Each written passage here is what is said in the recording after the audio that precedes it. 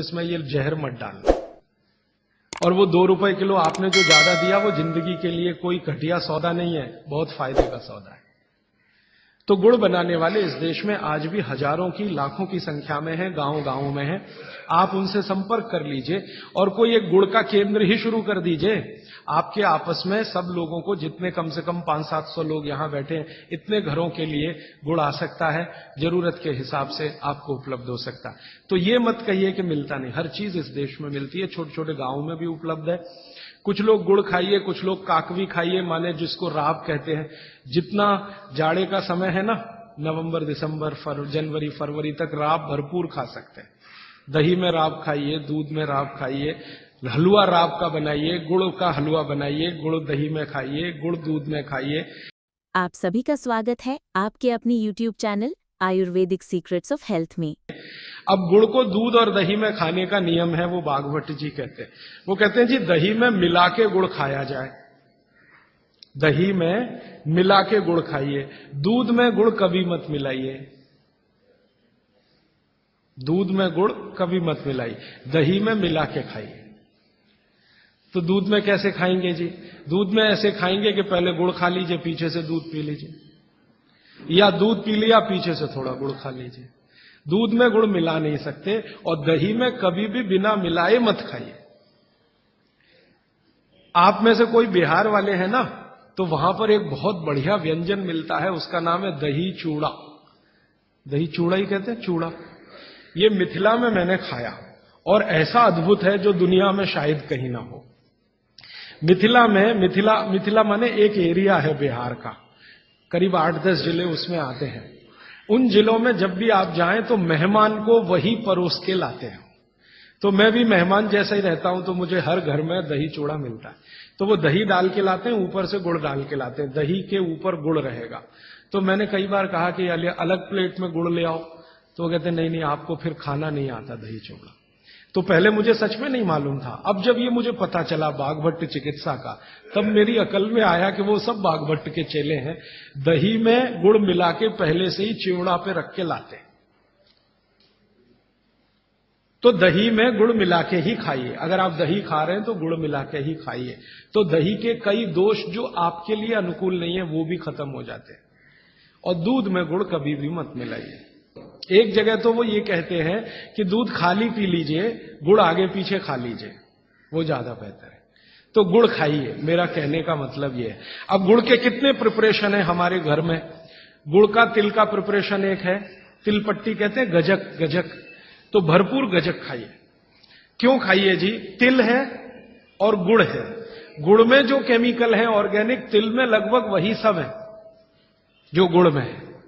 तिल भी क्षारीय है, गुड़ भी क्षारीय है, और दोनों क्षारीय चीजें खाएंगे तो पेट के अम्ल को बैलेंस करती रहेंगी। तो तिल गुड़ रोज खाइए, माने तिल की पट्टी बनाइए, गजक बनाइए, नहीं तो तिल का लड्डू बनाइए, गुड़ के साथ बनाइए। फिर इसी तरह से मूंगफली है, मूंगफली भी क्षारीय है और गुड़ भी क्षारीय है। तो मूंगफली और गुड़ मिला के वो पट्टी आती है, वो खाइए, बच्चों को खिलाइए। और आपके पास जो भी प्रिपरेशन है गुड़ तिल के, गुड़ मूंगफली के, वो सब बनाइए। और ये जो 3-4 महीने हैं, नवंबर, दिसंबर, जनवरी, फरवरी तक, भरपेट खाइए, भरपूर खाइए, क्योंकि इस समय आपके शरीर को इन्हीं की जरूरत है। तो कफ जिंदगी से बहुत दूर रहेगा। तिल खा रहे हैं, गुड़ खा रहे हैं, मूंगफली खा रहे हैं, कफ बढ़ने की बिल्कुल संभावना नहीं। तो जिंदगी में कफ के रोग आने की संभावना नहीं। अब जानते कफ का सबसे खराब रोग क्या है? मोटापा। मोटापा कम करना है तो भरपेट गुड़ खाइए, भरपेट तिल खाइए, भरपेट मूंगफली खाइए, मोटापा भी कम हो जाएगा। हाँ, आपको डर है ना, तिल खाएंगे जी उसमें से तेल है। तेल तो है तिल में, लेकिन वो HDL वाला, LDL वाला नहीं है, VLDL। ये मोटापा जो है ना, वो VLDL और LDL का चक्कर है। HDL जैसे ही बढ़ेगा, मोटापा अपने आप कम होगा, पेट अंदर ही जाएगा। आप में से कोई भी मेरे कहने पर 3 महीने एक एक्सपेरिमेंट कर लीजिए। तिल चबा चबा के खाइए, खाने के बाद 3 महीने के बाद वजन नापेंगे, 8-10 किलो कम मिलेगा, कम से कम इतना कम मिलेगा। खाना खाया, खाने के बाद आप सौंफ खाते हैं ना, सौंफ की जगह तिल खाइए। और काला खाया तो और ज्यादा वजन कम मिलेगा। काला तिल, एक है सफेद। काले की गुणवत्ता सफेद से भी ज्यादा है,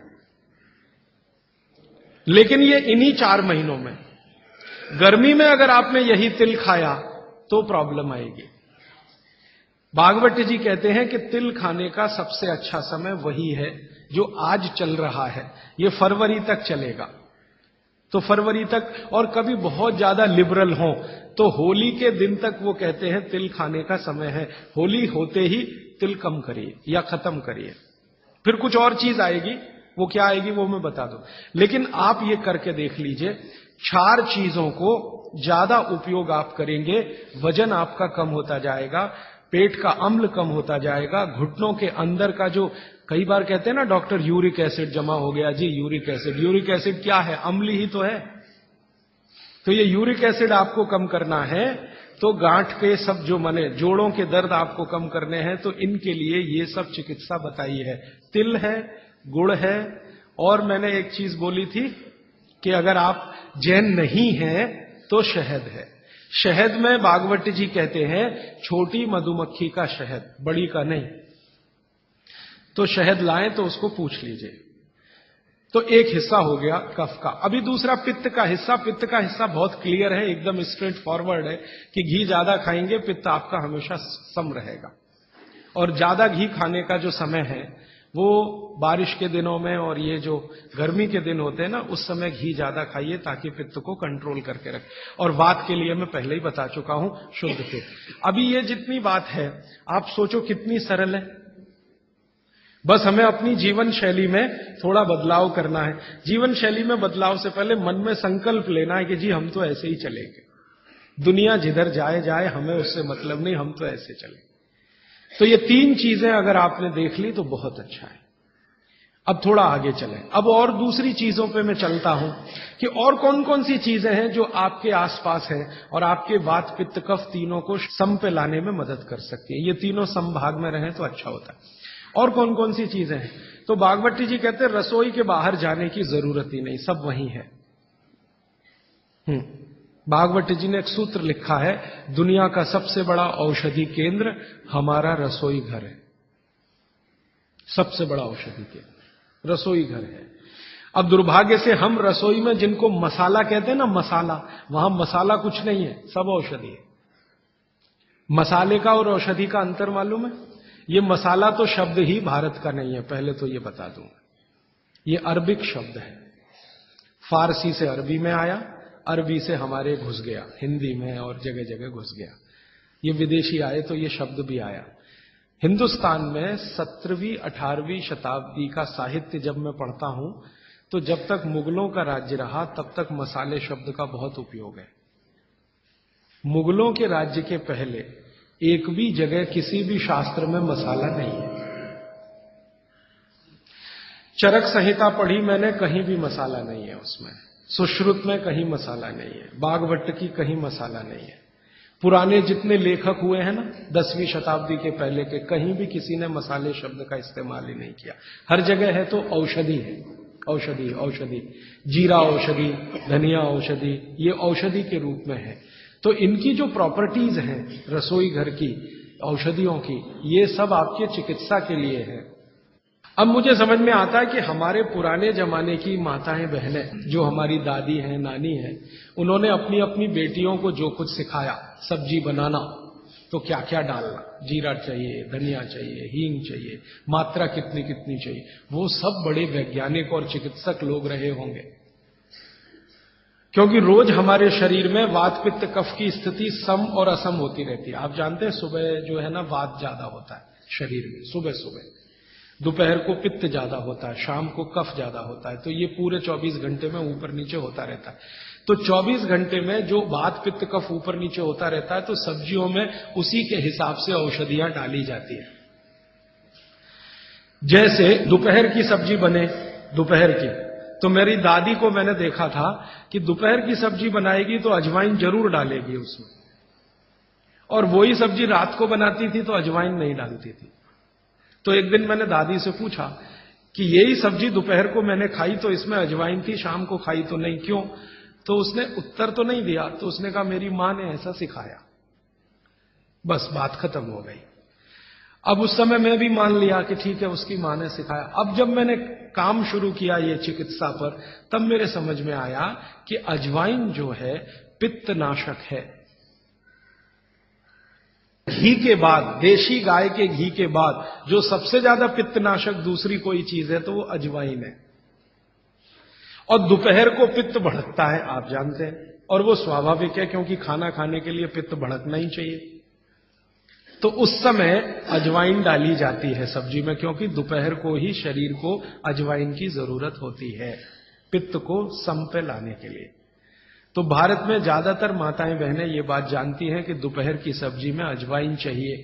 दोपहर का दही है ना, दही का मट्ठा, उसमें भी अजवाइन का बघार लगता है। दोपहर की जितनी भी चीजें हैं ज्यादातर अजवाइन ग्रस्त होती है या अजवाइन से बनती हैं, क्योंकि पित्त को सम पे रखना है। तो आप सोचो, जो लोग ये कर रहे हैं वो बिना कहे कितना बड़ा काम कर रहे हैं, हमने उसका वैल्यूएशन नहीं किया, ये हमारी मूर्खता। हमारे यहां तो एक बहुत बड़ा दुष्कर्म इस देश में हुआ है। अंग्रेजों के हम गुलाम हो गए, तो सब कुछ हम भूल गए, अपनी चीजें। अंग्रेजों ने जो सिखाया वही हमें याद है। तो हम जीडीपी का कैलकुलेशन करते हैं अंग्रेजों के फॉर्मूले से। जीडीपी निकलता है इस देश का, ग्रॉस डोमेस्टिक प्रोडक्ट। तो मैंने बहुत बार इस देश के अर्थशास्त्रियों से पूछा कि जीडीपी में आप विचित्र विचित्र कैलकुलेशन करते हैं। जैसे भारत की पुलिस है, उस पर जो खर्चा हो रहा है वो जीडीपी का हिस्सा है। अगर चोरियां बढ़ी, डकैतियां बढ़ी, तो पुलिस का खर्च बढ़ेगा तो जीडीपी बढ़ेगा। और प्रधानमंत्री छाती ठोक के कहेगा मेरे जमाने में जीडीपी 10% से ऊपर बढ़ गया। सो व्हाट, पुलिस का खर्च बढ़ गया, माने चोरियां बढ़ गई, डकैतियां बढ़ गई, अत्याचार बढ़ गए, अनाचार बढ़ गए, तो जीडीपी बढ़ गया, तो क्या बड़ी बात है। तो हमारे जो जीडीपी के कैलकुलेशन है बड़े विचित्र हैं। इसमें चोरी हो, डकैती हो, लूट मारी हो तो जीडीपी बढ़ेगा, लेकिन माताएं बहनें घर में जो करती रहती हैं वो जीडीपी में है ही नहीं, कैलकुलेशन ही नहीं है उसका। भारत सरकार कोई कैलकुलेशन नहीं करती कि किसी माँ ने 1 किलो पापड़ बना दिए तो जीडीपी बढ़ा कि नहीं, तो कहते हैं जी मालूम नहीं बढ़ा कि नहीं बढ़ा, क्योंकि कैलकुलेशन नहीं है। किसी माँ ने दाल की बड़ी बना दी, 5 किलो दाल की, तो जीडीपी बढ़ा कि नहीं बढ़ा।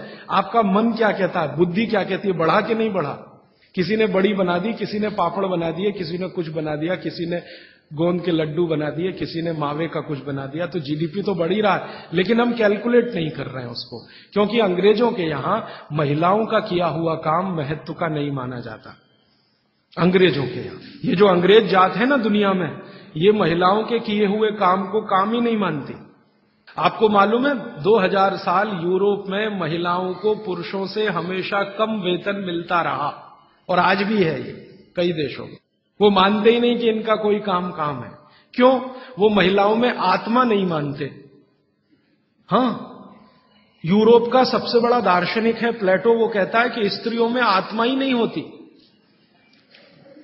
आत्मा सिर्फ पुरुषों में होती है। तो स्त्री जो करे वो बेकार है, पुरुष जो करे वही अच्छा है। तो उनके यहां से ये कैलकुलेशन हमारे यहां आ गया कि स्त्री कुछ भी करे तो काम ही का नहीं।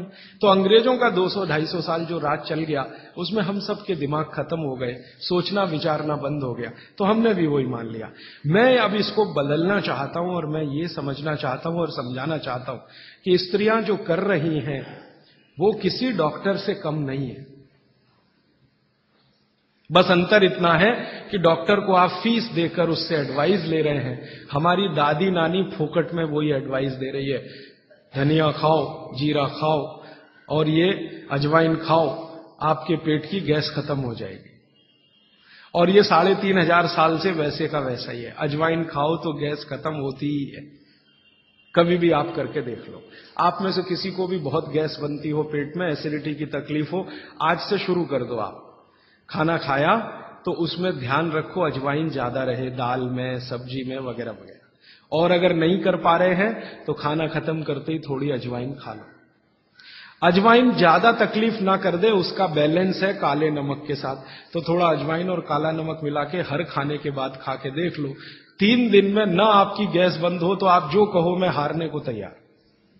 ये गारंटी मैं नहीं दे रहा हूं, ये गारंटी अजवाइन दे रही है, मेरी गारंटी नहीं है, अजवाइन की गारंटी है। तो वो कहते हैं भागवत जी कि पित्त को सम रखने के लिए हमारे रसोई में घी के बाद जो दूसरी चीज है वो है अजवाइन। अब तीसरी चीज पे आते हैं। पित्त को सम रखने के लिए अजवाइन के बाद जो तीसरी चीज अपने रसोई में है वो है जीरा। जीरा दो तरह का है, एक सफेद और एक काला, है ना। काला जीरा सफेद से भी अच्छा है। आप एक नियम ध्यान रख लो, मैंने आपसे कल कहा था, जिस चीज का रंग जितना गहरा वो उतनी ही अच्छी, भगवान की बनाई हुई, मनुष्य की नहीं। मनुष्य ने तो पेंट भी बना दिया है, बहुत गहरे रंग का है। भगवान की बनाई हुई हर चीज में ये नियम आप देखना कि भगवान की प्रकृति की बनाई जो चीज जितने गहरे रंग की है उसकी क्वालिटी उतनी ही अच्छी है। तो जीरा दो है, एक सफेद और एक काला। काला जीरा सबसे अच्छा, पित्त को खत्म करने के लिए, सम रखने के लिए। तो आपके रसोई में एक हो गया घी देशी गाय का, पित्त को खत्म करने। दूसरा हो गया अजवाइन। तीसरा हो गया जीरा। और एक चीज हींग। हींग तो आप सब समझते हैं ना। हींग भी भगवान की बनाई हुई है, आदमी ने नहीं बनाई। हींग के पहाड़ होते हैं, जैसे पत्थर के पहाड़ होते हैं ना, वैसे हींग के पहाड़ होते हैं। हींग वहीं से आती है। तो हींग है, जीरा है, अजवाइन है और देशी गाय का घी। अब इसके नीचे आता है धनिया। धनिया दो तरह का है, एक सूखा और एक हरा। जब तक हरा उपलब्ध है आप खाइए, जब नहीं है तो सूखा खाइए। दोनों की क्वालिटी एक ही है। सूखे धनिये में कोई कमी नहीं आती। आपके मन में ये प्रश्न है ना, हरे पत्ते का धनिया में कुछ ज्यादा होगा, सूखे में कम, बिल्कुल नहीं है, दोनों में बराबर है। सूखने के बाद भी उसके गुणधर्म में कोई कमी नहीं। अब ऐसी पूरी लिस्ट है, मैंने तो आपको 5-7 बता दिया पित्त को कम करने के लिए क्या क्या। आपको पूरी लिस्ट है तो 108 है। 108 पित्त को खत्म करने के लिए रसोई में 108 चीजें हैं। वो पूरी लिस्ट देखनी है तो वो किताब है, आप ले लेना। एक स्वदेशी चिकित्सा किताब हमने बनाई है और एक बनाई है गंभीर रोगों की चिकित्सा, इसमें ये सूची है। और थोड़ी सी अष्टांग हृदयम के भाग 3 में भी है, भाग 2 में भी है, थोड़ी थोड़ी है। थोड़ा आगे बढ़े, कफ की सूची मैंने बताई आपको। कफ में सबसे अच्छी चीज है गुड़। गुड़ के बाद दूसरे नंबर पर है शहद। जैन है तो शहद मत खाइए, ये मेरी भी विनती है आपको, क्योंकि नहीं तो मैं पाप का भागीदार बनूंगा जो आपसे कहूं कि शहद खाओ, और मुझे तो मोक्ष में जाना है, तो पाप की गठरी क्यों ला दूं। तो आप जैन है तो बिल्कुल शहद मत खाइए। अजैन है माने जैन नहीं है तो आप कोशिश करिए कम से कम खाएं, ना खाएं तो और भी अच्छा, क्योंकि अपने पास शहद का विकल्प है गुड़। जब गुड़ ना रहे तब सोचें। इसी तरह कफ को कम करने की और क्या चीज है अपने रसोई में। कफ को कम करने की दूसरी जो सबसे अच्छी चीज बताई भागवत जी ने वो है सौंठ। सौंठ, सौंठ का ही एक दूसरा रूप है अदरक। अदरक से अच्छी है सौंठ। कारण क्या है, अदरक जब सूख जाता है तभी सौंठ बनती है, और अदरक का सूखने के बाद गुण बढ़ जाता है। हां, ताजा अदरक है ना, उसका गुण जितना नहीं है, सूखे हुए अदरक माने सौंठ का गुण लगभग 100 गुना बढ़ता है। इसलिए सौंठ अदरक से हमेशा अच्छी है। तो कफ खत्म करने के लिए रसोई घर में एक हो गया गुड़, दूसरी हो सौंठ, सौंठ का ऑब्लिक अदरक। अब तीसरी चीज जो सबसे अच्छी, पान। पान माने पान का पत्ता, जो आप पान खाते हैं ना, पान, ये कफ दूर करने की सबसे उत्तम औषधि। लेकिन पान भी वही चक्कर आएगा। कौन सा पान? जो गहरे रंग का। हर चीज में ये नियम है, गहरे रंग का। गहरे रंग का आप उसको कहो जी देशी पान, तो देशी पान। गहरे रंग का पान जिसका रंग बहुत गहरा हरा, एकदम काला जैसा हो तो और भी अच्छा। ये पान कफ नाशक है, बहुत ही जबरदस्त चीज है ये पान। और पान और सौंठ का बेस्ट कॉम्बिनेशन है। पान खा रहे हैं तो सौंठ डाल के खा सकते हैं, अदरक डाल के खा सकते हैं। जैन है तो सौंठ खाइए, नहीं है तो अदरक खाइए। पान, अदरक, सौंठ और ऊपर से आया गुड़। गुड़ भी मिला के पान में खाया जा सकता है। वो आप डालते ना गुलकंद, गुलकंद, गुलकंद। गुलकंद माने क्या है? गुलाब के फूल, उसकी पंखुड़ियां, उसका तो रस या उसका कुछ प्रिपरेशन प्रोसेस से, ये भी सबसे ज्यादा कफ नाशक है। अब आप देखो, जो जो चीजें पान में पड़ रही हैं वो सब कफनाशक हैं। पान बनाने वाले सब बागभट्ट के चेले, बिना जाने ये काम कर रहे हैं। गुलकंद आपको पान में डाल के दे रहे हैं, सौंफ सौंफ सौंफ, ये भी कफनाशक है, सौंफ। फिर उसके आगे मैं बता रहा हूं प्रायोरिटी से, सबसे अच्छा कफनाशक गुड़, फिर उसके नीचे, फिर उसके नीचे। अब सौंफ के नीचे जिसका नंबर है वो है लौंग, लवंग कहिए, लौंग कहिए। और ऐसे ही ये सूची बढ़ाते जाए तो इसमें करीब 100 चीजें हैं जो कफनाशक हैं हमारे रसोई में। ठीक है, अब आ जाइए वात पर। वात पर मैंने सबसे अच्छी चीज बता दी है तेल, शुद्ध तेल। शुद्ध तेल वातनाशक है। और अब जो दूसरी बात मैं कहने जा रहा हूं, इसको मैं संक्षेप में उपसंहार के रूप में कह रहा हूं कि जिन चीजों में भी पानी की मात्रा ज्यादा हो वो सभी वातनाशक हैं।